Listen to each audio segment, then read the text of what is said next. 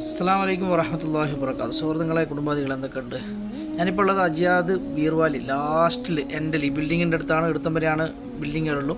പിന്നെ അതിൻ്റെ മുകളിലൊക്കെ കാണുന്ന പർവ്വത ആ മലയുടെ മുകളിലൊക്കെ താമസിക്കുന്നവരൊക്കെ ഇവിടെ സൗദികളുണ്ട് കേട്ടോ. ബർമ്മക്കാരും സൗദികളൊക്കെയാണ്. അതായത് ഇത് ലാസ്റ്റ് എൻഡാണ്. ഇവിടെ നിന്ന് അത്യാവശ്യം ഹാജിമാർ താമസിക്കുന്ന ഇടമല്ല. കാരണം ഇവിടെയൊക്കെ നിൽക്കുന്നവർ പഴയ ബിൽഡിങ്ങുകളാണ്.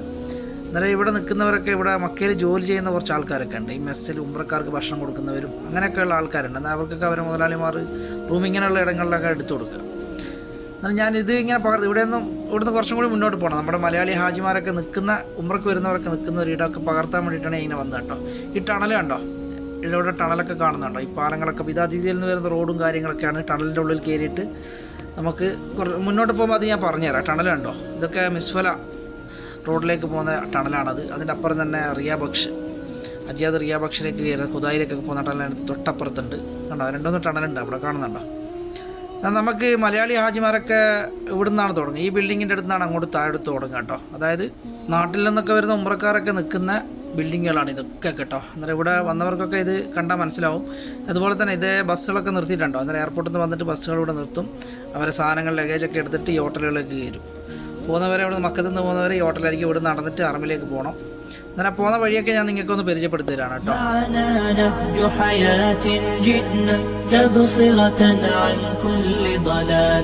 أعددنا بضع رسالات تحمل نورا للأجيال معنا نهج حياة جئنا تبصرة عن كل ضلال أعددنا بضع رسالات تحمل نورا للأجيال ولكي لا ننطفئ هلموا كي نحيي فينا الآمال نزرع قيما نمحي جهلا للجنة نسعى برضا ولكي لا ننطفئ هلموا كي نحيي فينا الآمال نزرع قيما نمحي جهلا للجنة نسعى برضا آت الكف يا مسلمنا لا ഞാൻ ഈ നടന്നു വന്ന വഴികളിലൊക്കെ ഇഷ്ടംപോലെ ഈ ബിൽഡിങ്ങുകളൊക്കെ മൊത്തം മലയാളി ഹാജിമാരാണ് കേട്ടോ നിൽക്കുന്നത്. ഓരോരോ ഗ്രൂപ്പുകൾ, നാട്ടിൽ നിന്ന് വരുന്ന ഓരോരോ ഗ്രൂപ്പുകളും താമസിക്കുന്നത് കണ്ടോ. മലയാളി ഹാജിമാരൊക്കെ ഇറങ്ങി വരുന്നുണ്ടോ.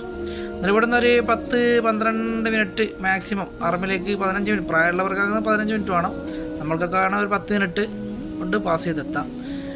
എന്നാൽ ഇവിടെ നിന്ന് ലാസ്റ്റ് എൻഡ് വരെ ഉണ്ട് കേട്ടോ. ഇത് നമ്മൾ നേരെ പോയിട്ട് കയറുന്നത് അൽഷോദ ഹോട്ടലിൻ്റെ അവിടെ നിന്നുള്ള റൈറ്റിലേക്ക് പോയി കഴിഞ്ഞാൽ ഹറമും, ലെഫ്റ്റിലേക്ക് പോയി കഴിഞ്ഞാൽ കുദായി. ഞാൻ പറഞ്ഞ ടണൽ വന്നിട്ട് അങ്ങനെ വരുന്ന ടണൽ വന്നിട്ട് സംഗമിക്കുന്ന ഇടമാണ്. എന്നിട്ട് അവിടെ നിന്ന് റൈറ്റിലേക്ക് നേരെ പോയി കഴിഞ്ഞാൽ കുദായി നമ്മുടെ സംസം ഫാക്ടറിയിലേക്കും അതുപോലെ ജിദ്ദ ഭാഗത്തേക്കും മദീന റോഡ്, തായിഫ്, അങ്ങനെ പല സ്ഥലങ്ങളിലേക്കും പോകാം. ഈ റോഡിൽ ബീർവാലി റോഡിൽ കയറി കഴിഞ്ഞാൽ എപ്പോഴും ഇങ്ങനെ ചളി ഉണ്ടാകും കേട്ടോ. ഇവിടുന്ന് മുകളിൽ നിന്ന് വരുന്ന മലൻ്റെ ആ ഭാഗത്ത് നിന്ന് പൈപ്പ് ലീക്കായിട്ട് വരുന്ന വെള്ളമാണത്. പിന്നെ ഇവിടെ ഒരു സൂപ്പർ മാർക്കറ്റൊക്കെ കാണാം. ഈ ഇവിടുന്ന് ലാസ്റ്റ് എൻഡിൽ കണ്ടോ. ഇവിടെ നമുക്ക് റൈറ്റിലേക്കാണ് പോകേണ്ടത് കേട്ടോ. ആ ബസ് വന്നിട്ടോ ഹറമിലേക്ക്. ലെഫ്റ്റിലേക്ക് ആ കാറ് വരുന്നുണ്ടോ. അവിടെ ലെഫ്റ്റിലേക്ക് കയറി കഴിഞ്ഞാൽ നമുക്ക് നേരെ കുദായിലേക്ക് പോകട്ടോ. പിന്നെ മിസ്വല ഭാഗത്തേക്കൊക്കെ പോകാൻ പറ്റും. ഇബ്രാഹിം ഖലീൽ റോഡിലേക്കൊക്കെ അവിടെ ടണലുണ്ട്. അത് നേരെ റൈറ്റിലേക്ക് ക്രോസ് ചെയ്ത് കഴിഞ്ഞാൽ ഇബ്രാഹിം ഖലീൽ റോഡിലെത്തും. അത് ഞാൻ അവിടെ നിന്ന് റോഡ് ക്രോസ് ചെയ്ത് ഹറമിനെക്കുള്ള പോവാണ്. ഇവിടെ പ്രഭാതത്തിൽ കണ്ടോ കടകളൊക്കെ ഓപ്പൺ ചെയ്തു. അന്നേരം ഇവിടെ അൽഷോദ ഹോട്ടലിൻ്റെ അടിയിലുള്ള കടകളും കാര്യങ്ങളൊക്കെയാണ് കാണുന്നത് കേട്ടോ. അതിൻ്റെ മുന്നിൽ തന്നെ നേരെ ഓപ്പോസിറ്റ് നമ്മുടെ മക്ക ബസ് സ്റ്റേഷൻ, അതായത് ഇവിടുത്തെ ഗവൺമെൻറ് ബസ് സ്റ്റേഷനും കാര്യങ്ങളും ഒക്കെ ഉണ്ട്. ഇതാണ് അൽഷോദ ഹോട്ടൽ. അതിന് താഴ്വാരത്തുകൂടി ഇങ്ങനെ നടന്നു പോകണം കേട്ടോ ഞാൻ. ഇനി ഇവിടെ എൻ്റെ നേരെ ഇടതുവശത്ത് കാണുന്നത് ബസ് സ്റ്റേഷനുകളാണ്. അങ്ങോളം ടവറിൻ്റെ ആ ഭാഗം വരെ ഉണ്ട് കേട്ടോ. ആ കാണുന്ന ടവറിൻ്റെ അടുത്തും വരെ ബസ് സ്റ്റേഷനുകളാണ്. 2-3 ബസ് സ്റ്റേഷനുകളുണ്ട്, പ്രൈവറ്റായിട്ട് പോകുന്നതും അതുപോലെ ഇവിടുത്തെ ഗവൺമെൻറ് ബസ് സ്റ്റേഷനും അങ്ങനെയൊക്കെ ആയിട്ട് കുറേ ബസ് സ്റ്റേഷനുകളുണ്ട്. അല്ലാതെ ആ കാണുന്ന ആ പള്ളിയുണ്ട്, അങ്ങൊരു മുനാരം. ഞാൻ പറഞ്ഞ അവിടെ നിന്ന് ടണൽ വന്നിട്ട് അവിടെയാണ് സംഗമിക്കുക. അന്നേരം പള്ളിൻ്റെ ഭാഗത്തും ടണലുണ്ട്. അവിടെ നിന്ന് ടണൽ ക്രോസ് ചെയ്തിട്ട് നേരെ വേറെ ടണലിലേക്ക് കയറിയിട്ട് മിസ്ഫല അതുപോലെ റുസൈഫ ഭാഗങ്ങളിലേക്ക് പോകാൻ പറ്റും. സത്യം പറഞ്ഞു കഴിഞ്ഞാൽ ഞാൻ പ്രഭാത നമസ്കാരം കഴിഞ്ഞിട്ട് നല്ല ഇരുട്ടായിരുന്നു. നല്ല ഇരുട്ടിൽ നിസ്കാരമൊക്കെ കഴിഞ്ഞിട്ട് നമ്മളിങ്ങനെ നടക്കുമായിരുന്നു ബീർവാലിയിലേക്ക്. നമ്മുടെ 2 ഹാജിമാരൊക്കെ ഉണ്ടായിരുന്നു. അവരൊന്നിച്ച് അങ്ങനെ നടന്നു. അവിടെ എത്തി. അവിടെ നിന്ന് അവരുടെ റൂമിലൊക്കെ കയറി ഒരു കട്ടൻ ചായയൊക്കെ കുടിച്ചു. അവരോട് സംസാരിക്കുകയൊക്കെ ചെയ്തു. അങ്ങനെ കുറച്ച് വെളിച്ചമൊക്കെ വന്നപ്പോൾ ഞാൻ പിന്നെ അവിടെ നിന്ന് ഇറങ്ങിയപ്പോൾ ആ ബീർവാലി ഒന്ന് പകർത്തിയിട്ട് നിങ്ങളിലേക്ക് എത്തിക്കാമെന്ന് വിചാരിച്ചു. എന്നാൽ വരുന്ന വഴിയാണ് കേട്ടോ. തിരിച്ചിട്ട് അറമിലേക്ക് ഞാൻ പോകുന്ന ഈ സമയമാണിത്. എന്തായാലും അള്ളാഹു ഒരുപാട് അനുഗ്രഹങ്ങൾ നിങ്ങൾക്കൊക്കെ തരട്ടെ. അതുപോലെ വയനാട്ടിലുള്ള നമ്മുടെ സുഹൃത്തുക്കൾക്കൊക്കെ വേണ്ടിയിട്ട് നിങ്ങൾ ദുആ ചെയ്യണം. പ്രത്യേകമായിട്ട് കരളലിയിപ്പിക്കുന്ന കാഴ്ചകളാണ് നമ്മുടെ കണ്ണിലേക്ക് ഓരോ നിമിഷവും മീഡിയകളിൽ നിന്ന് എത്തുന്നത്. സഹിക്കാൻ പറ്റുന്നില്ല. കാരണം കുറേ ആൾക്കാരൊക്കെ കരഞ്ഞ് കണ്ണീരില്ല എന്ന് പറയുന്നില്ലേ, അതാണ് അവസ്ഥ മനുഷ്യൻ്റെ.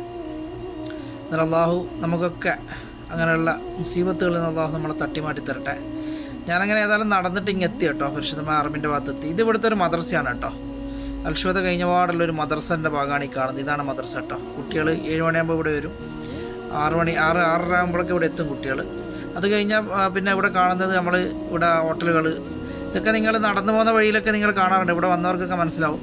ഇവിടെ കുറച്ച് ഷോപ്പും കാര്യങ്ങളൊക്കെ ഉണ്ട് കേട്ടോ. അത്യാവശ്യം അത്തർ കടയും അതുപോലെ ഈത്തപ്പഴത്തിൻ്റെ കടയും റെസ്റ്റോറൻറ്റും സംസം എന്ന് പറഞ്ഞ റെസ്റ്റോറൻറ്റൊക്കെ കാണാം. അവിടെ ചെറിയ അത്യാവശ്യം വ്യാപാര സ്ഥാപനങ്ങളൊക്കെ ഉണ്ട്. ഞാനിപ്പോൾ എത്തിയിരിക്കുന്നത് അവിടെ നിന്ന് നടന്നിട്ട് ബീർവാലിൻ്റെ അടുത്ത് അങ്ങനെ നടന്ന് മസാഫി ഭാഗത്ത് ഈ ജംഗ്ഷൻ, നമ്മൾ ഇതിനിടയ്ക്ക് മസാഫിൻ്റെ വീഡിയോ ചെയ്തിരുന്നു. അതൊക്കെയാണ് അതിൻ്റെ ഈ ജംഗ്ഷനാണ് ഈ കാണുന്നത്. എന്നാൽ അതിൻ്റെ ഇടയിലുള്ള ഷോപ്പുകളും കാര്യങ്ങളൊക്കെയാണ് കാണുന്നത്. കുറച്ച് ഷോപ്പുകൾ ഇവിടെ ഉള്ളൂ ഈ ഏരിയയിൽ കേട്ടോ. അങ്ങനെ മക്കരിം അജിയാദിൻ്റെ ഹോട്ടലിൻ്റെ ആ ഭാഗം, ഇത് ഇവിടുന്ന് നമ്മൾ റൈറ്റിലേക്ക് പോയി കഴിഞ്ഞാൽ നമുക്ക് മസാഫിൻ്റെ ആ ഭാഗത്തേക്ക് മുകളിലേക്ക് പോവാം.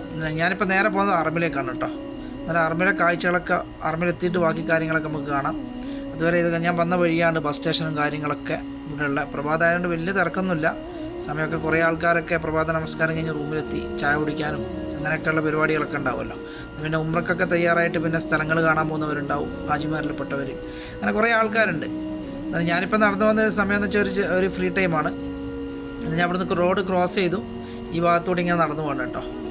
ഇതാണ് ഇവിടെ മസാഫി ജംഗ്ഷനിലുള്ള ബസ് സ്റ്റേഷൻ കേട്ടോ, ക്ലോക്ക് ടവറിൻ്റെ പുറകിൽ.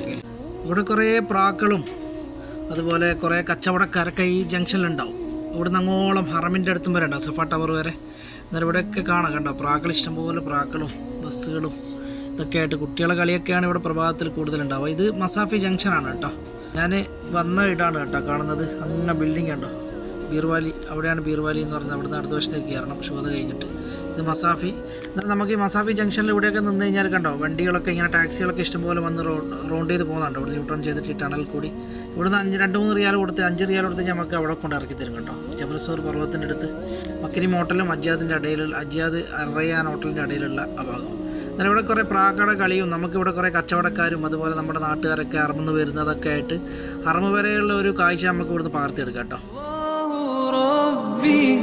والإسلام ديني ومحمدا رسول الله ويقيني أدنو إليه ساجدا بجبيني اقبل صلاتي وللصواب اهديني يا ربي يا من هو مرشدي أيقنت أن إليك مرادي وموعدي فعشقت كل حروف كتابك مهتدي ومقتدي بنبيك الآمين يا ربي يا من هو مرشدي أيقنت أن إليك مرادي وموعدي فعشقت كل حروف كتابك مهتدي ومقتدي بنبيك الآمين يا ربي يا من هو مرشدي أيقنت أن إليك مرادي وموعدي فعشقت كل حروف كتابك مهتدي ومقتدي بنبيك الآمين. കണ്ടോ ഇവിടെ നിങ്ങൾ ഇഷ്ടംപോലെ ആൾക്കാരിങ്ങനെ സാധനങ്ങൾ വെക്കുന്നുണ്ടോ, തസ്ബിയായിട്ടും അതുപോലെ പർദ്ദകളായിട്ടും അതുപോലെ തന്നെ തുണികൾ, അങ്ങനെ കുറേ സാധനങ്ങൾ. എന്നാൽ ഇതൊക്കെ വാങ്ങിയെടുക്കാൻ നമ്മൾ ഇഷ്ടംപോലെ ആജിമാരുണ്ടാകും കേട്ടോ. ചെറിയ പൈസക്ക് സാധനം കിട്ടും. 10 രൂപക്കൊക്കെ ഫർദയൊക്കെ കിട്ടും കേട്ടോ. ഏതായാലും ഇവിടുന്ന് ഇങ്ങനെ കാഴ്ചകളൊക്കെ പകർത്തി. ഇത് ക്ലോക്ക് ടവറിൻ്റെ ഒരു എൻട്രൻസ് ആണ് കേട്ടോ. ഇവിടുന്ന് ഈ അജിയാദ് മസാഫി ഭാഗത്തു നിന്നുള്ള ഒരു എൻട്രൻസ് ആണ് സ്വിഷ് ഹോട്ടലിൻ്റെ. ഇവിടുന്ന് അങ്ങോട്ട് താഴത്തേക്ക് നമുക്ക് ഇറങ്ങിക്കഴിഞ്ഞാൽ ഹാജിമാർ ക്ലോക്ക് ടവറിൻ്റെ അടിയിൽ കൂടിയൊക്കെ പോകുന്നതൊക്കെ കാണാം. ക്ലോക്ക് ടവറിൻ്റെ അടിയിലൊരു ബസ് സ്റ്റേഷനുണ്ട്. അവിടെയൊക്കെ അവിടുന്ന് നമുക്ക് ഇവിടുന്ന് താഴത്തേക്ക് ഇറങ്ങിക്കഴിഞ്ഞാൽ നമുക്ക് ഇബ്രാഹിം ഖലീൽ റോഡിലേക്കൊക്കെ പോകാൻ പറ്റും കേട്ടോ. അറിയുന്നവർക്കാണെങ്കിൽ അങ്ങനെ നടന്ന് സഫ ടവറിൻ്റെ അടുത്ത് എത്തിയപ്പോൾ ഇവിടെ കുറേ നമ്മുടെ മലയാളി ഹാജിമാർക്ക് ഇങ്ങനെ പോകുന്ന കണ്ടു. അന്നേരം തട്ടത്തമ്മിലുള്ള പേര് അൽ ബദ്രീഷ് അങ്ങനെ എന്തോ കണ്ടു. നിങ്ങളെ കുടുംബക്കാരൊക്കെ അതിലൊക്കെ വന്നിട്ടുണ്ടെങ്കിൽ ഞാനിങ്ങനെ പോകുന്ന വഴിയിലൊക്കെ അവരുടെ കാഴ്ചകളൊക്കെ കാണാൻ പറ്റും കേട്ടോ. നമ്മുടെ മലയാളി ഹാജിമാരൊക്കെ ബാഗ് നസീം അങ്ങനെ എന്തൊക്കെ പറഞ്ഞിട്ട് ഗ്രൂപ്പൊക്കെ ഉണ്ട് ഇങ്ങനെ പോകുന്നു. അന്നേരം ഇവിടെ കാവയും ഈത്തപ്പഴമൊക്കെ കൊടുക്കുന്നുണ്ട്. അന്നേരം ഈത്തപ്പഴത്തിന് വേണ്ടിയിട്ട് നമ്മുടെ കേരളക്കാർ കുറേ ആൾക്കാർ അതിങ്ങനെ ഗ്ലാസ്സിലാക്കിയിട്ടാണ്, ചെറിയ ഗ്ലാസ് ഉണ്ട്, കാവ ഗ്ലാസ്, അതിലൊക്കെ ആക്കിയിട്ടാണ് കൊടുക്കുക കേട്ടോ. അതിനൊക്കെ ഇവിടെ കുറേ മലയാളി ഹാജിമാരിങ്ങനെ നിന്നിട്ട് അത് വാങ്ങിയെടുക്കാനൊക്കെ ഉണ്ടാവും. എന്നാൽ ഇന്നലെ ചെറിയൊരു മഴയൊക്കെ പെയ്തിരുന്നു, വലിയ മഴയല്ല, ഒരു ചെറിയ മഴയൊക്കെ പെയ്തിരുന്നു കണ്ടോ. ഈത്തപ്പഴമൊക്കെ വാങ്ങിയിട്ട് ഇങ്ങനെ ക്ലാസ്സിൽ ഇങ്ങനെ നമ്മുടെ അൽഹിന്ദിലെ ഹാജിമാരിങ്ങനെ പോകുന്നുണ്ട്. ഞാൻ അറബിലേക്ക് ഇങ്ങനെ പോവാണ്. ഇവിടെ തിരക്ക് ഈ കാവയും ഈത്തപ്പഴമൊക്കെ കൊടുക്കുന്നിടത്ത് കൂടുതലും ഈത്തപ്പഴം കൊടുക്കുന്നിടത്താണ് കൂടുതൽ നമ്മുടെ മലയാളി സ്ത്രീകളൊക്കെ കാണാറ്. അവർക്ക് ഈ പച്ച ഈത്തപ്പഴം ഉണ്ടല്ലോ, പഴുത്തിട്ട് വരുന്ന ഈത്തപ്പഴം, അതിന് ഭയങ്കര ആളായിരിക്കും കേട്ടോ. ഇതാ ഇവിടെയൊക്കെ ഇങ്ങനെ വാങ്ങിയെടുക്കാൻ വേണ്ടിയിട്ട് അതിന് ഇഷ്ടംപോലെ ആൾക്കാരുണ്ടാവും. എന്നാലും അള്ളാഹു അനുഗ്രഹങ്ങൾ ചൊരിഞ്ഞ് തരട്ടെ. അതുപോലെ നമ്മുടെ വയനാട്ടിലുള്ള മക്കൾക്ക് വേണ്ടിയും ബാപ്പമാർക്ക് വേണ്ടിയും ഉമ്മമാർക്ക് വേണ്ടിയും സഹോദരങ്ങൾക്ക് വേണ്ടിയിട്ടൊക്കെ നിങ്ങൾ ദുആ ചെയ്യുക. അവരുടെ ആ പ്രയാസം കാണുമ്പോൾ നമ്മുടെയൊക്കെ കരട് അലിഞ്ഞു പോകാണ് കേട്ടോ. കാരണം എന്താണെന്ന് പറയാൻ കഴിയില്ല. റബ്ബിനോട് എപ്പോഴും ദുആ ചെയ്യാറുണ്ട്. അങ്ങനെയുള്ള പ്രയാസഘട്ടങ്ങളിൽ കൂടി നമ്മളിന്ന് കടത്തി വിടാതിരിക്കട്ടെ റബ്ബ്. എന്നാലും മഴക്കാറൊക്കെ ഇങ്ങനെ കെട്ടിക്കിടക്കുന്നുണ്ട് പരിശുദ്ധമായ അറബിൽ. മഴ ഇന്നലെ കളിക്കുന്നുണ്ട് മഴ കേട്ടോ അറബിൽ. എന്നാലും മഴക്ക് ഒരു ചാൻസൊക്കെ കാണുന്നുണ്ട്. മഴ ഇങ്ങനെ കളിക്കുന്നുണ്ട് കേട്ടോ മക്കയിൽ നിന്ന്. ഏത് സമയം പെയ്യും അതിനുള്ള തയ്യാറെടുപ്പൊക്കെ അറബിലിങ്ങനെ കണ്ടോ, മാറ്റൊക്കെ ഇട്ടിട്ടുണ്ട് ഫ്ലോറിൽ. ഇതൊക്കെ മഴ പെയ്തിട്ടുണ്ടെങ്കിൽ ഇവിടെ ഇങ്ങനെ സ്ലിപ്പാകുന്നതിനാണ് ഇതൊക്കെ ഇട്ടിരിക്കുന്നത് കേട്ടോ. ഇതിലൊന്നാമത് ഒരു മഴ തരട്ടെ. ഇന്നലെ ഒരു മഴ പെയ്തിരുന്നു, ചെറിയൊരു മഴ. എന്നാലും ശക്തമായിട്ടുള്ള മഴയല്ലാതെ ഒരു ഇടത്തരം മഴ നമുക്ക് അള്ളാഹുവിനോട് ലഭിക്കാൻ വേണ്ടി ദുആ ചെയ്യാം. നിങ്ങളൊക്കെ നല്ല ചൂടുണ്ട്. എന്നാലും പടച്ചറബിനോട് എപ്പോഴും പ്രാർത്ഥന ഉണ്ട് നിങ്ങൾക്കൊക്കെ വേണ്ടിയിട്ട്. നമ്മുടെ വയനാട്ടിലുള്ള ചൂരന്മലയിലുള്ള എല്ലാവർക്കും നിങ്ങളെപ്പോഴും അള്ളാഹുവിനോട് നിസ്കരിക്കുന്ന സമയത്തൊക്കെ നിങ്ങളോട് ദുആ ചെയ്യുക. അവർക്ക് ക്ഷമ കൊടുക്കട്ടെ, അതിനു വേണ്ടിയിട്ട് സമാധാനം കൊടുക്കട്ടെ. അതിനു വേണ്ടിയിട്ട് എത്രയോ സ്വന്തം കുടുംബക്കാരൊക്കെ നഷ്ടപ്പെട്ടു പോയവർ, ഒരാൾ മാത്രം ജീവിച്ചിരിക്കുന്നവർ, അവരുടെ കുടുംബത്തിലെല്ലാവരും പോയിട്ട് അങ്ങനെയൊക്കെ ഉള്ളവരൊക്കെ ഉണ്ട് കേട്ടോ. അതൊക്കെ കാണുമ്പോൾ വല്ലാത്തൊരവസ്ഥയാണ്. പിഞ്ചു മക്കളൊക്കെ എന്താ പറയുക, തണുത്ത് വിറച്ചിട്ട് നിൽക്കുന്നതൊക്കെ അവസ്ഥയൊക്കെ കാണുമ്പോൾ വല്ലാത്തൊരു മനസ്സിന് വേദന. നിങ്ങളൊക്കെ ദുആ ചെയ്യുക അവർക്കൊക്കെ വേണ്ടിയിട്ട്. നമ്മുടെ മക്കളൊക്കെ ഒരു അല്ലലും ബുദ്ധിമുട്ടൊന്നും അറിയാതെയാണ് ജീവിക്കുന്നത്. ഏതായാലും പടച്ചവൻ്റെ പരീക്ഷണത്തിന് വിധേയമായ നമ്മുടെ കുട്ടികളെപ്പോലെ തന്നെയുള്ള മക്കളാണ് ആ വയനാട്ടിലൊക്കെ ഉള്ളത്, ആ ക്യാമ്പിലൊക്കെ താമസിക്കുന്നത്. അതിനൊക്കെ അവർക്കൊക്കെ നിങ്ങളെ കൊണ്ട് എന്തൊക്കെ ചെയ്യാൻ പറ്റും അതൊക്കെ ചെയ്തു കൊടുക്കുക. അവരെ കൂട്ടിപ്പിടിക്കുക, അനാഥരാക്കരുത്. നമ്മുടെ കഴിയുമെങ്കിൽ നമ്മളൊക്കെ ഓരോരോ കുട്ടികളെയൊക്കെ നമ്മൾ ദത്തെടുക്കാൻ ശ്രമിക്കുക.